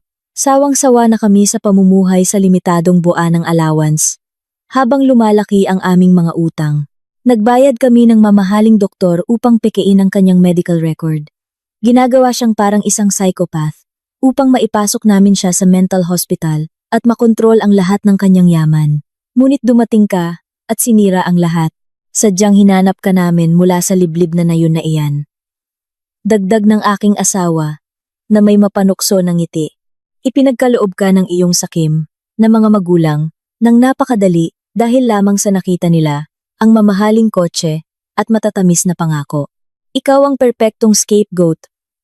Walang kasama, mahirap, at napakadaling linlangin. Ngayon, maghanda ka na mamatay at pasanin ang lahat ng krimen na ito. Yumuko ako ng malalim. Ngunit sa pagkakataong ito, hindi ako umiyak. Huminga ako ng malalim. Pinuno ang aking baga ng malamig na hangin ng bodega. Pagkatapos, ay dahan-dahan kong inangat ang aking mukha. Wala nang bakas ng takot, wala nang luha ng pagkadismaya, at wala nang nanginginig na katawan. Nakatayo ako ng tuwid. Pinunasan ang imahinasyong alikabok mula sa aking mga damit at tiningnan ang aking asawa ng mga mata na kasing lamig ng yelo. Isang malawak at puno ng kasiyahan. Nangiti ang lumabas sa aking mga labi. Kayo ang pinakabobo na tao na kailanman kong nakilala. Sabi ko sa isang napakatahimik at diretsyong boses. Ang biglaang pagbabago sa tono ng aking boses ay nagpahinto sa aking asawa. Sumimangot siya. Nagsimulang palitan ng pagkalito ang kanyang kayabangan. Hinawakan ko ang maliit na wireless earphone na nakatago sa likod ng aking tainga at nagsalita ng malakas. Inspector, abogado, malinaw ba ninyong narinig ang lahat ng pag-amin na iyon? Napakalinaw, Alina. Tapos na ang palabas. Narinig ang boses ng matandang abogado sa aking earphone. Sumunod na segundo, ang buong madilim na bodega ay sumabog sa liwanag. Dose-dose ng mga high-power spotlight na nakakabit sa iba't ibang sulok ng bubong at bakal na dingding ay biglang nagsindi ng sabay-sabay, nakasisilaw sa sinumang nasa gitna ng silid. Sumigaw sa gulat ang aking asawa at itinaas ang kanyang mga braso upang takpan ang kanyang mga mata mula sa nakakasakit na liwanag. Sumigaw sa takot ang aking biyenan, umuurong hanggang sa madapa sa kanyang sariling mga paa at bumagsak na nakaupo sa maruming sementadong sahig. Ang tunog ng sirena ng pulis na dati ay pinatay, ay ngayon ay umalingaw-ngaw nang napakabingi mula sa labas ng gusali. Ang bakal na pinto ng bodega ay sinira ng mas malawak at dose-dose ng mga pulis na nakasuot ng kumpletong uniforme at armas ay pumasok. Pinapalibutan ang aking asawa at biyenan mula sa lahat ng direksyon. Itaas ang inyong mga kamay at ibaba ang sandata na iyan. Ngayon din. Napapalibutan na kayo. Sigaw ng isang police commander sa pamamagitan ng megaphone. Ang mga dulo ng baril ay nakatutok ngayon ng diretso sa dibdib ng aking asawa. Maputla ang mukha ng aking asawa na parang bangkay. Ang kanyang mga mata ay gumagalaw ng ligaw sa kaliwa at kanan. Naghahanap ng daan palabas na wala na. Nanginginig ng husto ang hiringgilya sa kanyang kamay. Nabatid niya na hindi niya ako inilagay sa bitag, kundi siya mismo ang pumasok sa nakamamatay na bitag. Umusad ang matandang abogado mula sa likod ng pulutong ng pulis. Nakatayo mismo sa tabi ko habang may hawak na tablet. Tiningnan niya ang aking asawa ng may paghamak. Magandang gabi, G. Bram. Sa palagay ko, ang inyong plano ng pagpatay at pagkuha ng trust fund ay kailangang kanselahin ng permanente ngayong gabi. Ito ay bitag. Nagsinungaling ang masamang babaeng ito. Malubha ang sugat ng anak ko doon. Sigaw ng aking asawa sa isang desperadong boses. Itinuturo ang tumpok ng mga karton sa sulok ng silid. Lumapit ang isang pulis sa tumpok ng mga karton at dahan-dahan itong sinipa. Ang mga karton at maruming kumot ay nagsabog. Nagpapakita na walang sino man doon. Ang aking stepdaughter ay nasa isang napakaligtas na lugar. Binabantayan ng aking kaibigan at ng mga awtoridad. Umusad ako papalapit sa aking asawa. Siyempre, sa isang ligtas na distansya at binabantayan ng 2 armadong pulis sa harap ko. Inilabas ko ang aking telepono mula sa bulsa. Ang parehong telepono na ginamit ko upang i-record ang kanyang kalupitan kagabi at itinutok ito sa kanyang mukha. Minamaliit mo ako, kuya. Sabi ko, sa isang tono ng boses na puno ng tagumpay. Akala mo ba tumakas ako ng walang dalang ebidensya? Nire-record ng telepono na ito ang lahat ng inyong pag-uusap habang pinahirapan ninyo ang batang iyon sa bodega ng bahay. At hindi lang iyon, sumailalim na ang aking stepdaughter sa forensic autopsy kaninang tanghali. Kinumpirma na ng ekspertong doktor ang sistematikong pisikal na pagpapahirap na inyong ginawa, ang kasinungalingan tungkol sa medical record ng sakit sa pag-iisip ng bata ay ganap ng nawasak. Nang marinig ang aking mga salita, agad na umiyak ang aking biyenan ng histerikal. Nagsimula siyang gumulong-gulong sa sahig, muling ginagamit ang kanyang lumang taktika. Tulungan ninyo ako, mga pulis. Paralizado ako. Isang matandang babae akong sakitin. Ang aking anak ang pumilit sa akin na gawin ang lahat ng ito. Wala akong kasalanan. Hindi man lang naapektuhan ang pulis sa murang palabas na iyon. 2 pulis na babae ang mabilis na humila sa braso ng aking biyenan. Pinilit siyang tumayo at agad na kinapitan ng posas ang kanyang 2 kamay sa likod. Itabi ninyo ang inyong mga rason para sa hukom sa korte mamaya. Ginang, mayroon kaming video recording na nagpapakita na nakatayo kayo at hinahampas ang inyong apo ng ratan. Nabatid niya, nasarado na ang lahat ng daan palabas at nabunyag na ang lahat ng kanyang kasinungalingan. Nawalan ng katinuan ang aking asawa sa isang umalingaw-ngaw na galit na parang nasugatang hayop. Inihagis niya ang hiringgilya sa sahig at sinubukang sumugod sa akin ng walang armas. Ngunit, bago pa man siya makahakbang ng 1 metro, 3 pulis na matitibay ang katawan ang agad na sumalakay sa kanya.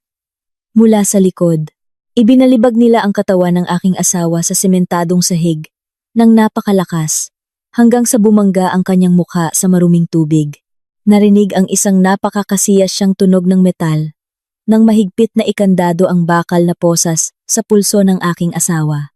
Patuloy siyang nagpupumiglas at nagmumura, gamit ang mga masasamang salita. Ngunit ang kanyang lakas ay walang saysay sa harap ng mga tagapagpatupad ng batas. Bram at Ginang Widya, kayo ay inaresto sa mga akusasyon ng pagtatangka, ng nakaplanong pagpatay, pisikal na karahasan laban sa menor de edad, at pamemeke ng mga dokumento at paglustay ng trust funds.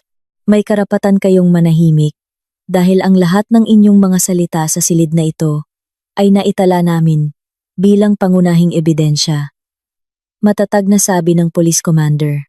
Nakatayo ako nang hindi gumagalaw sa aking kinatatayuan. Nakatingin sa 2 sakim na tao na kinaladkad palabas ng bodega patungo sa nakahanda ng police van sa labas. Isang labis na ginhawa ang bumaha sa aking dibdib. Dumadaloy na parang isang nakakapreskong ilog matapos ang isang napakahabang tag-araw. Ang bigat ng libu-libong kilo na matagal nang pumipilit sa aking mga balikat ay sa wakas ay nabawi.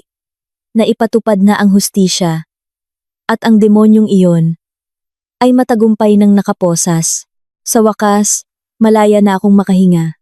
Ilang linggo matapos ang gabing pag-aresto sa lumang bodega, ay mabilis na lumipas at nakakapagod. Nagdaos ng sunod-sunod na pagdinig na nakakuha ng atensyon ng lahat ng pambansang media. Ang kasong ito ay naging isang malaking iskandalo na patuloy na pinag-uusapan ng publiko. Ang aking asawa, gamit ang kanyang natitirang koneksyon at hiniram na pera, ay umarkila ng isang grupo ng mga mamahaling abogado upang ipagtanggol ang kanyang sarili. Ngunit, walang saysay ang lahat ng kanilang pagsisikap. Ang mga ebidensya na dinala namin sa korte ay napakalakas at hindi matatawaran ng anumang argumento. Ang resulta ng forensic autopsy mula sa ospital, ang video recording mula sa aking telepono, na malinaw na nagpapakita ng pagpapahirap sa loob ng bodega, at ang pinakamahalaga ay ang audio recording mula sa pulisya na nahuli ng live ang pag-amin ng nakaplanong pagpatay mismo mula sa bibig ng aking asawa. Ang punong hukom na namuno sa pagdinig ay tila walang anumang simpatya sa dalawang akusado. Ang pagkatok ng martilyo ng hukom ay umalingaw-ngaw ng malakas sa siksikang courtroom. Si Kuya Bram ay sinentensiyahan ng 12 taong pagkakulong para sa mga krimen na labag sa sangkatauhan. Samantalang si Ginang Widya ay sinentensiyahan ng 15 taong pagkakulong.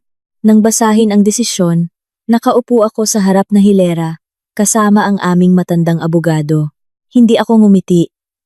Ngunit may malalim na kapayapaan ang bumalot sa aking puso. Wala nang takot. Ang imperyo ng kasinungalingan na kanilang itinayo sa kapinsalaan ng pagdurusa ng isang maliit na bata ay gumuho na. Gayunpaman, ang paglutas ng legal na problema ng aking asawa ay hindi lamang ang bagay na kailangan kong harapin. May isa pang usapin sa nakaraan na kailangan kong desisyonan ng matatag 2 araw pagkatapos ng pagbasa ng hatol. Pinuntahan ako ng aking mga magulang sa opisina ng matandang abogado. Ang balita tungkol sa kasong ito ay siguradong nakarating na sa aking bayan. Dumating sina tatay at nanay na nakasuot ng luma at maruming damit. Umiiyak ng umiiyak at lumuhod sa harap ko para humingi ng tawad. Sinabi nila na labis silang naloko ng panlabas na anyo ng aking asawa at hindi nila alam na ang lalaking iyon ay isang halimaw. Tiningnan ko ang aking mga magulang na may halo-halong damdamin. May pagkamis, may awa, ngunit mas nanaig ang pagkadismaya at pagtataksil. Alam kong hindi lang sila umiyak dahil sa pagsisisi sa aking pagdurusa. Umiyak sila dahil napagtanto nila na ang kanilang mayamang manugang na kanilang ipinagmamalaki ay isa na ngayong bilanggo at umaasa pa rin sila na makakuha ng bahagi mula sa trust fund na ngayon ay nasa aking pangangasiwa. Ipinagkaloob ninyo ako sa isang mamamatay tao. Dahil lang sa nabubulagan kayo ng matatamis na pangako at mamahaling sasakyan. Sabi ko sa isang napakatahimik, ngunit puno ng determinasyon na boses. Hindi hinayaan na may kahit isang patak ng luha na bumagsak. Maari akong namatay ng gabing iyon at makakatanggap lamang kayo ng peking balita ng kamatayan mula sa lalaking iyon. Pinatawad ko kayo dahil kahit papaano, kayo ang nagluwal sa akin. Ngunit ang aking kapatawaran ay hindi nangangahulugan na maaari tayong maging isang pamilya tulad ng dati. Hiniling ko sa assistant ng matandang abogado na ibigay ang isang makapal na brown na sobre kay tatay. Ang sobre ay naglalaman ng cash mula sa aking sariling ipon, hindi pera mula sa mana ng aking stepdaughter. Ang halaga ay sapat na upang bayaran ang lahat ng utang ng pamilya sa nayon at bumili ng isang lupain sa agrikultura para sa kanilang pangkabuhayan, sa kanilang pagtanda. Tanggapin ninyo ang perang ito bilang aking huling paggalang. Patuloy ko habang tumatayo mula sa aking upuan. Gamitin ninyo ang perang ito ng mabuti upang simulan ang isang bagong buhay. Pakiusap, wag na ninyo akong hanapin o kontakin pa. Pinutol ko na ang lahat ng tali na nagbubuklod sa akin sa nakaraan. Mula ngayon, mayroon na akong sariling pamilya. Iniwan ko sila na umiiyak pa rin sa meeting room nang hindi lumingon. Napakagaan ng aking mga yapak. Nabayaran ko na ang aking utang sa mga magulang na nagluwal sa akin at pinalaya ko na ang aking sarili mula sa lahat ng nakalalasong ekspektasyon na matagal nang bumihag sa aking buhay. Ang aking pangunahing focus ngayon ay ang aking stepdaughter, si Lara. Dahil sa tulong ng napaka-propesyonal na matandang abogado, ang proseso ng paglipat ng karapatan sa pag-aalaga at pagiging tagapag-alaga ay nulo ng napakainam. Idineklara ng family court na ako ang pinakakarapat-dapat at legal na foster parent upang alagaan at pamahalaan ang lahat ng ari-arian na naiwan ng namatay niyang ina hanggang sa maging sapat na ang edad ng bata. Ako ay naging opisyal na trustee, ngunit tumanggi akong manirahan at tamasahin ang kayamanan na iyon tulad ng isang socialite. Ayaw kong palakihin ang aking stepdaughter sa isang marangyang bahay na ang mga dingding ay nagtatago ng madilim na alaala ng pagpapahirap at pagdurusa. Kailangan naming baguhin ang negatibong enerhiya ng gusali na iyon sa isang bagay na may kahulugan at nagbibigay ng benepisyo sa maraming tao. Gamit ang bahagi ng pondo ng kumpanya na muling naging matatag matapos na legal na mabura ang mga utang ng aking asawa, nagsagawa ako ng ganap na pagbabago sa maringal na bahay na iyon. Ang mamasamasa at amoy kemikal na bodega sa likod, ang lugar kung saan dating pinahirapan ng aking stepdaughter, ay pinagiba at pinatag ko. Bilang kapalit, nagtayo ako ng isang mini library na may malalaking bintana na nakaharap sa likod bahay. Hinahayaan ang sinag ng araw sa umaga na malayang pumasok at magliwanag sa buong silid. Ang matitigas at mayabang na puting haligi sa harap ng bahay ay pininturahan ulit ng maligamgam na pastel na kulay. Ginawa ko ang marangyang bahay na iyon na isang foundation at ligtas na bahay para sa mga kababaihan at bata na biktima ng karahasan sa tahanan. Ang lugar na ito ay hindi na ngayon isang marangyang bilangguan ng isang demonyo, kundi isang lugar ng proteksyon at sentro ng paggaling para sa mga matagumpay na nakatakas mula sa parehong pagdurusa tulad ko. Lumipas ang oras na parang simoy ng hangin sa tagsibol na nagpapagaling. 6 na buwan pagkatapos ng nakakatakot na gabi sa lumang bodega, nagbago ang aming buhay ng 180 degrees. Nang gabing iyon, napakalinaw ng langit sa ibabaw ng lungsod. Pinalamutian ng mga puting ulap na dahan-dahang lumilipad dahil sa hangin. Nakatayo ako sa likod na terasa ng bahay ng foundation. Nagtitimpla ng isang tasa ng mainit na tsaa habang pinapanood ang mga aktibidad sa bakuran. Ang malawak na likod bahay ay puno na ngayon ng tawanan ng mga bata na naglalaro ng duyan at naghahabol ng mga paru-paro. Ilang kababaihan na residente ng ligtas na bahay ay nakaupo ng bilog sa ilalim ng malilim na puno. Nagbabahagi ng mga kuwento at nagtatayo ng kanilang mga bagong pag-asa. Napako ang aking tingin sa isang maliit na figura na pinakamahalaga sa aking buhay.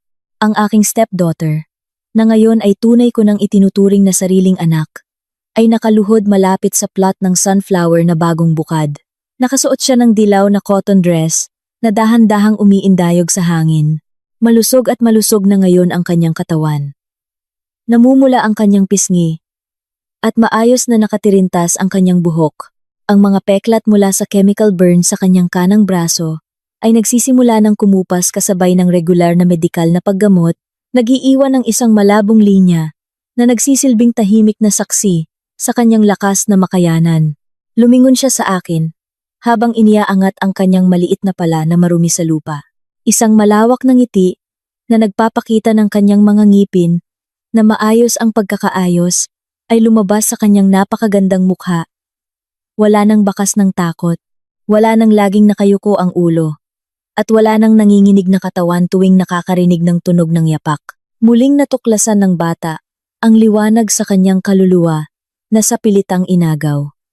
Nanay, tingnan mo ang bulaklak na itinanim natin noong nakaraang buwan ay napakalaki na. Sigaw niya sa masayang tinig. Ikinaway ang kanyang kamay. Niyayaya akong lumapit. Inilapag ko ang aking tasa ng tsaa sa kahoy na mesa at ginantihan ang kanyang pagkawing ng kamay ng isang ngiti na hindi rin mas mababa ang lawak. Mga luha ng kaligayahan. Ang tanging uri ng luha na pinahihintulutan kong bumagsak mula ngayong araw ay bumaha sa aking mga mata. Bumaba ako sa hardin, sinalubong ang aking anak na babae, sinalubong ang aking bagong pamilya, at sinalubong ang aking buhay, na sa wakas ay ganap kong pag-aari. Nagtagumpay kami sa paglampas sa pinakakamamatay na bagyo ng kadiliman. At ngayon, ay nararapat kaming manatili ng habang buhay sa ilalim ng nagpapainit na sinag ng araw.